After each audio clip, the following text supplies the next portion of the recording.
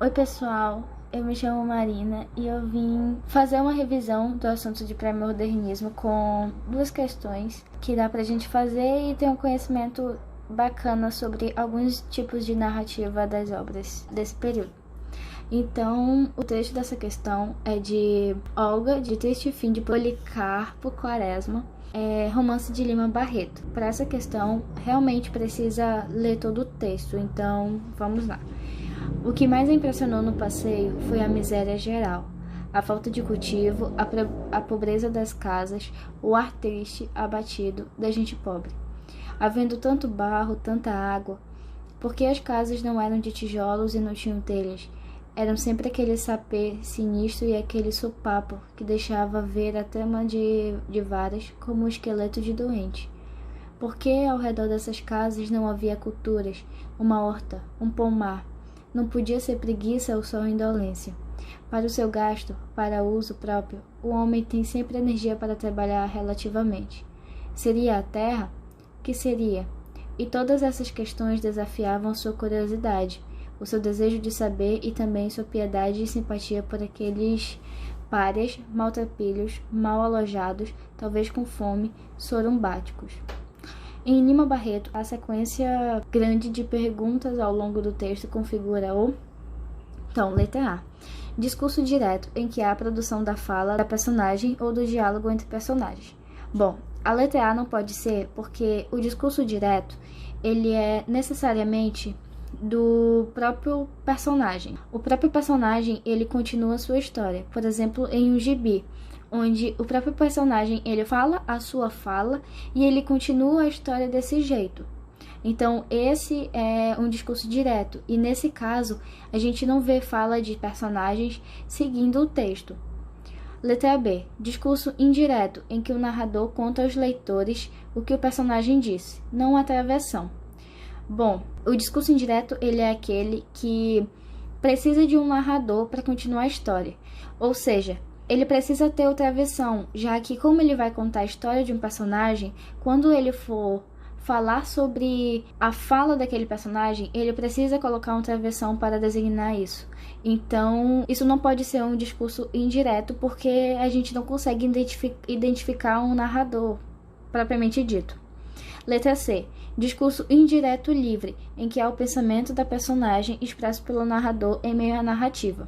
Essa é a resposta correta, porque no discurso indireto livre, a gente não consegue identificar quem é narrador e quem é personagem. As coisas estão misturadas, então a gente não consegue identificar de uma forma precisa. Então, e a letra D, solilóquio, em que o personagem extravasa seus pensamentos e emoções em monólogos sem dirigir-se especificamente a qualquer ouvinte.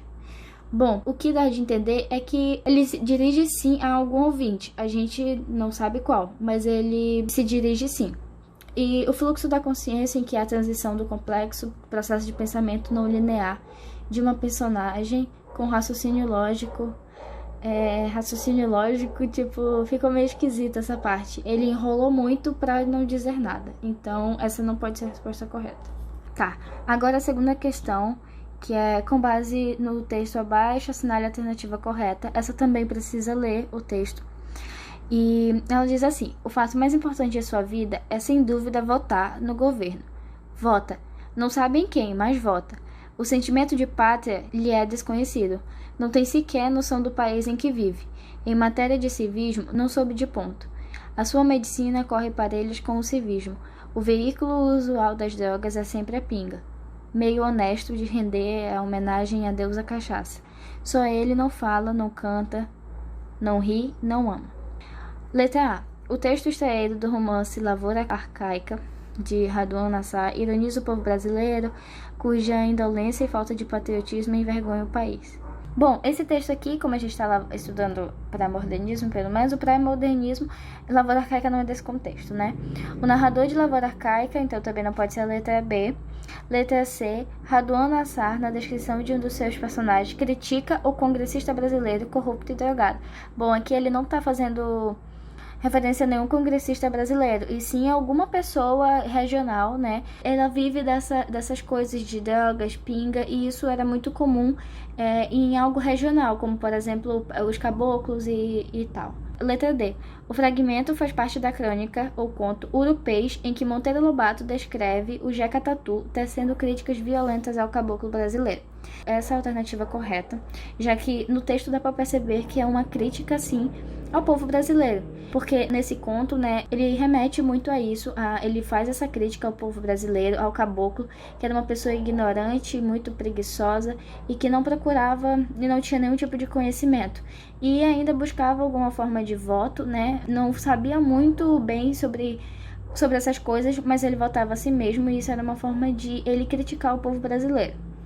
E na letra E, ele diz que Monteiro defende a nacionalização do petróleo, que não tem nada a ver com o texto.